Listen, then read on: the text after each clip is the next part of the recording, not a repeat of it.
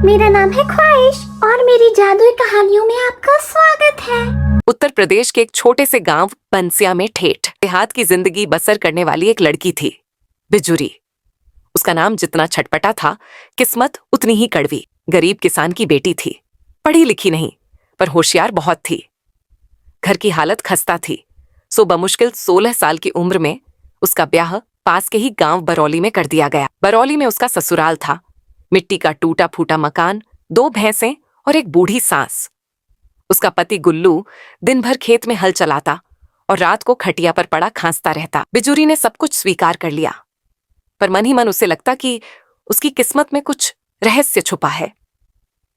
एक दिन गर्मी के जून महीने में, जब पूरा गांव पसीने में भीग रहा था और बिजुरी रसोई में बैठी चूल्हा फूंक रही थी, तभी उसकी सास ने कहा, बिजुरी, जरा पिछवाड़े वाले सूखे कुएं की सफाई करा।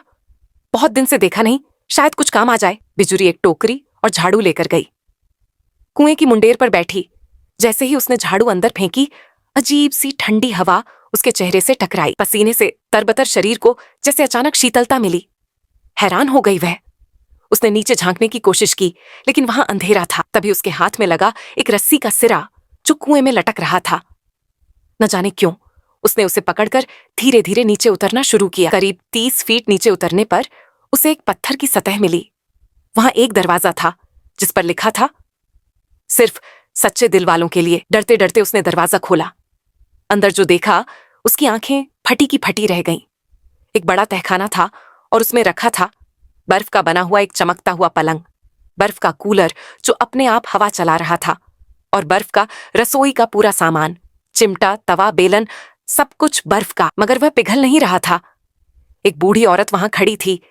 वो बोली, बेटी, तू आई है, मैं तेरा इंतजार कर रही थी। ये सब तेरे लिए है, तेरी मेहनत, तेरी ईमानदारी और तेरे त्याग का इनाम। बूढ़ी मुस्कुराई। मैं महालक्ष्मी हूं, इस गांव की रखवाली करने वाली देवी। सैकड़ों साल पहले ये तहखाना बनाया गया था ताकि किसी सच्चे दिल वाली बहू को ये सुख सुविधाएं मिले। लेकिन एक शर्त है, इन चीजों का इस्तेमाल तभी कर सकती हो जब अपने स्वार्थ के लिए नहीं, बल्कि सबकी भलाई के लिए इन्हें इस्तेमाल करोगी, वरना सब कुछ छिन जाएगा हमेशा के लिए। बिजुरी ने सिर झुका लिया और हामी भर दी। अगले दिन से ही गांव में सबको हैरानी होने लगी। गुल्लू का घर अचानक ठंडा रहने लगा, जैसे वहां ऐसी लगा हो।